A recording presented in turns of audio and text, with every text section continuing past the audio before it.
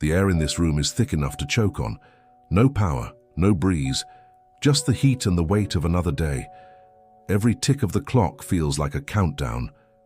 But there is no relief coming, only the oppressive stillness of a city without life. Then I see it. The electricity bill sitting on the table like a death warrant. The numbers are impossible, a cruel joke played on us. I clutch my head, trying to make the math work. But poverty doesn't care about math, it only cares about what it can take. My father enters. I can feel his gaze before I see him. It is a look of stern disappointment that has aged us both. He points at the paper. His voice is a low rumble of accusations. He asks where the money went, as if I have a choice. The argument erupts. Words become weapons in a house too hot for peace. We shout because it is the only thing that is free. I retreat to the kitchen, seeking a moment of quiet. But the tension follows me. It lives in every corner of this home. Zoya is there. My wife. She looks at me with eyes that haven't slept in years. We used to talk about dreams. Now we talk about oil. A single bulb flickers above us, struggling to stay alive.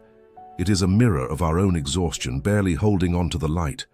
We argue over a handful of groceries, scrapping over crumbs because the power company took the rest.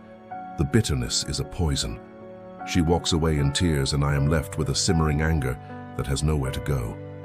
I feel smaller than I ever have. I step out into the street. The sun is a blinding hammer, beating down on the dust. The heat is a physical wall. Every person I pass looks the same, agitated, frayed at the edges. We are all walking bombs waiting for a spark. I bump into a shopkeeper. It is an accident, nothing more, but in this heat a shoulder brush is a declaration of war. The shouting starts instantly. It isn't about the bump, it is about the bills, the darkness, and the lives we can't fix. Further down, a crowd gathers near the transformer.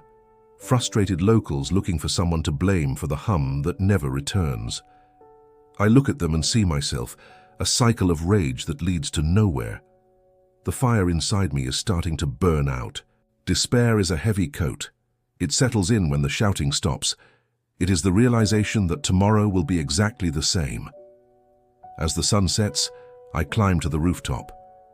The sky is beautiful, a cruel contrast to the broken world below it. I watch the skyline, waiting for the lights to flicker on. But the city remains a silhouette of shadows, a dark heart. I return to my bed. The silence of the house is heavier than any argument. It is the sound of a family losing hope. In the distance, a generator begins to hum, a reminder that light is only for those who can afford the fuel to burn.